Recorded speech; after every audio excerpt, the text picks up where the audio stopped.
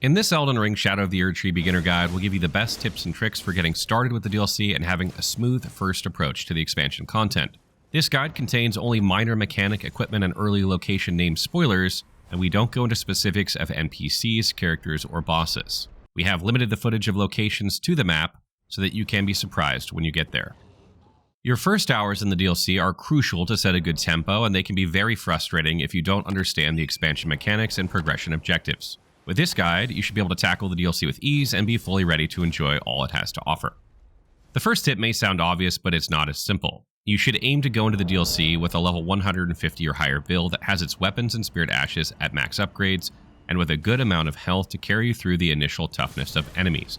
They hit like an absolute truck. I have several builds that I can recommend you, and note that there are more larval tiers in the DLC that you can use to change builds if you so desire. Just a few of these builds are the Nightblade, which is a new build I created specifically from a DLC weapon you get very early on, the Dark Paladin, which is another build that's for the DLC using DLC equipment, Sniper Samurai, which is a ranged and melee specialist, the Scarlet Spear, which is duo spears that set Scarlet Rot, and the Ghost Blade, which uses the Death's Poker weapon, which is arguably one of the best weapons in the game. We have a ton of other builds on our YouTube channel and our wiki, and we have a new build selector tool that you can use to help you narrow down what sort of build you want to play. All enemies in the Realm of Shadow are incredibly tough when compared to the base game. The way to become more powerful in Shadow of the Erdtree is not necessarily via character levels and upgrades, but through special items called Scadutree Fragments that improve your damage dealt and reduce your damage taken. Revered Spirit Ashes do the same thing for your spirit summons. You'll want to obtain these items and consume them at bonfires to enhance your blessing and receive a permanent upgrade that makes everything in the DLC a lot easier. Just note that these buffs only apply to the Land of Shadow. You can find all of these items on our Shadow of the Erdtree map. However, there are 10 Scadutree fragments you acquire before facing a single boss. Get these fragments by simply running to these locations and picking them up to have a much easier time. There are 2 fragments found at the Church of Consolation, one by the 3-path cross-site of Grace, one by the main gate cross-site of Grace, one dropped by a Shining Pot Shadow found in a graveyard west from Prospect Town, 2 in Castle Ensis before any bosses there, one in Scadu cross-site of Grace, one at Pillar Path site of Grace, and one at Bellarat Tower Settlement before the boss. And you can get Revered Spirit Ashes by running to these locations. One is located by a cliff found east from Scorched Ruins, which is just west across the gap from Church of Consolation. There's another in the pond northeast of Prospect Town. One is looted from the abandoned Ailing Village altar. 2 can be looted from the Spider Scorpion shortly after entering Bellarat Tower Settlement, and 2 are looted from places inside Bellarat Tower Settlement. These items should set you up quite nicely to tackle the first bosses without as much frustration. You can get as many or as few as you feel you need, then progress the game. How you progress the game is rather important in this DLC, however. If you want to try some new weapons from the DLC, the following is a simple list of weapons that I particularly like that you can find very early in Shadow of the Erdtree. We will also have some build guides for some of these weapons that we'll be publishing right after launch. However, if you want a more complete list of weapons you can find early on so you can make a better decision about what exactly you want to play with in the DLC, we do also have a video on 19 or 20 weapons that you can find at the very beginning of the Shadow of the Erdtree without defeating a single boss. So some good weapons are the Backhand Blade. This is a new weapon type. You can find this 30 seconds right from the first site of Grace by a coffin just by riding there. The next one is the Smith's Grip Dagger, which is also a new weapon type, and you can find this in the Ruined Lava Forge intake, which is just across the bridge and if you head right.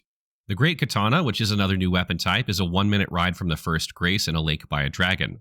Milady, which is also a new weapon type, the Light Greatsword, can be found just inside Castle Ensis in a tower chest on the left-hand side. There is also the Swift Spear on the road east of Castle Ensis that attacks rapidly and is pretty cool. And the Fire Spark Perfume Bottle, which is also a new weapon type, is in the camps in front of Castle Ensis in a chest. And the Bone Bow is in Bellarat Tower Settlement and is a fantastic light bow that you can use. It is very easy to mess up NPC quests in Shadow of the Erdtree and miss out on a lot of interesting content, lore, and equipment. I strongly suggest that you talk thoroughly to every NPC you meet, read the notes they give you, and visit their locations every time you enter a castle, talk to another NPC, or defeat a boss. Most NPCs will hang around Nicholas crosses and bonfires, but they can also move inside locations as their quests advance. It would seem most NPC quests are linked to each other, so if you're aiming to do as much as possible, you should spend the time talking to each whenever possible. It is very easy to follow the game's recommendations and accidentally miss out on a lot of content and NPC quest lines. Try and stay away from the northwest side of the map until you want to progress the main story. Your game path should look something like this. Explore South Plains from the entry point. Explore the West Plains from the entry point. Talk to all NPCs you find. Explore the North Plains from the entry point. Cross the bridge and explore the Eastern Plains south from Castle Ensis without going inside. Find Pillar Path Cross here and talk to all nearby NPCs. If you feel adventurous, find the loop on the bottom area of that road that takes you down to the Elak River, and then follow the river south and explore the southwestern area lightly. And finally, return to Progress Ballarat Tower Settlement. More details and tips on Progress can be found on the wiki if you need more help after this point. The DLC is full of secret paths, diverging quest lines, and very hard to reach locations. You can use guides if you want. We have most of the information on the wiki already, but if you want to explore and discover yourself, here are some tips of what mentally to have. Explore every corner of each location. A lot of items are cleverly hidden behind awkward points of view. Additionally, hidden walls usually have a very subtle feint to tell. It can be some enemies nearby, or a weirdly colored floor, or a slight disruption on the walls around them. Be on the lookout for these signs.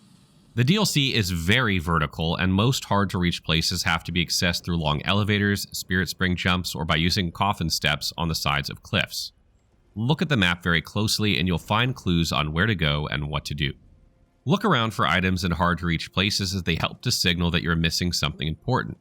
You should always look up and down from bridges, cliffs, ladders, and such to try and determine if there are nearby destinations you may be missing. There are a lot of new and powerful talismans and consumables added with the DLC, including new pot types.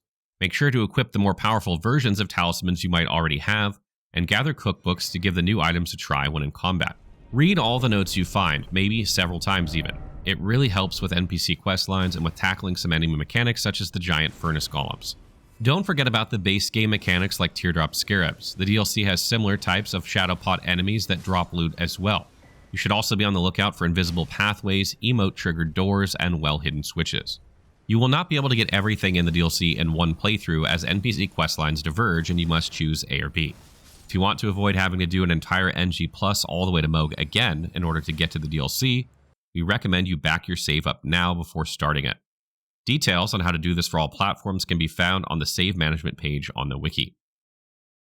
Our community will continue to use the password Fextra to play together, and you can also get help on our Discord on a dedicated help and trade channel. You should also remember to upgrade new spirit ashes and weapons with the abundant upgrade materials found everywhere in the DLC, and if you progress NPC quest lines, you'll have NPC assistance for many of the hard bosses of the DLC. Visiting the wiki is an option, but it's very easy to be spoiled on the names of enemies or bosses that drop equipment, so we made videos showcasing the new spells, incantations, and ashes without showing their locations, so you can pinpoint the one you want to try and check only the page if you want to have it. You can also make good use of many guides that we're working on that will be going live on YouTube soon after the DLC launches. Right now we have a video showcasing 20 weapons you can get without beating a single boss, and several DLC weapon builds releasing now. We also have prepared full video walkthroughs of legacy dungeons and smaller dungeon areas, and videos with tips for all bosses without using spirit ashes or summons. I want to keep this video short as I'm sure everyone wants to get to playing, but I hope these simple tips turn out to be helpful. Please share your own tips in the comments so others can benefit from your wisdom, and if you have any other questions at all, feel free to ask.